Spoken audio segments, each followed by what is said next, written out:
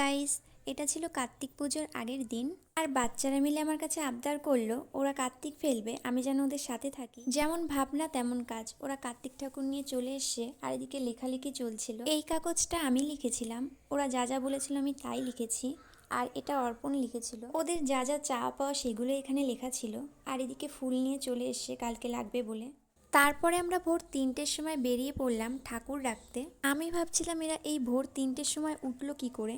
আমি ঘুমোচ্ছিলাম, ওরাই আমাকে ডেকে এনেছে। রাত্রিবেলা সব কিছুই শান্ত ছিল, কিন্তু প্রবলেম একটাই, কুকুর খুব ডিস্টার্ব করছিল। আর ওই লেখা কাগজের উপর ঠাকুরটা রাখলাম, ওরা সকালবেলা এসে নিয়ে যাবে। আর এই কাগজের মাধ্যমে বুঝতে পারবে এটা কারা রেখে গেছে। তারপরে আমরা গেলাম সেকেন্ড ঠাকুরটা রাখতে।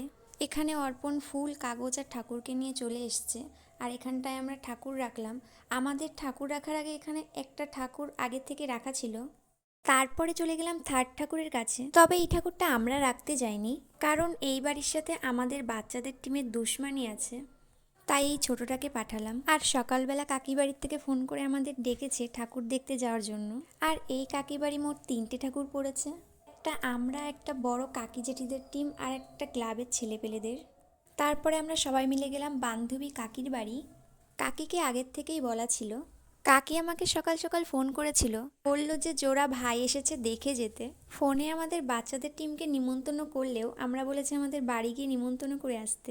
বিকেলবেলা ব্রাহ্মণ ডেকে পুজো হবে। আর এই দেখো জোড়া ঠাকুর।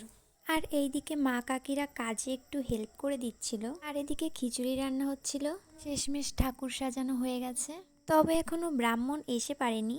আর আমরা কাগজে 1000 টাকা লিখেছিলাম, আর আমাদের 1000 টাকাই দিয়েছিল। আর এদিকে বান্ধবী কাকির বাড়ি ব্রাহ্মণ এসে পুজো করা হয়ে গেছে। আমরা যেমন কাগজে লিখেছিলাম চিপস, চকলেট, বই খাতা দিতে, তাই দিয়েছে। আর আমাদের 501 টাকা দিয়েছে। আর পরের দিন দুপুরবেলা আমাদের ঠাকুর ফেলানো টিমকে নিমন্ত্রণ করেছিল বিরিয়ানি খাওয়ার। সো গাইস, ভিডিওটা এখানে স্টপ করছি, টাটা।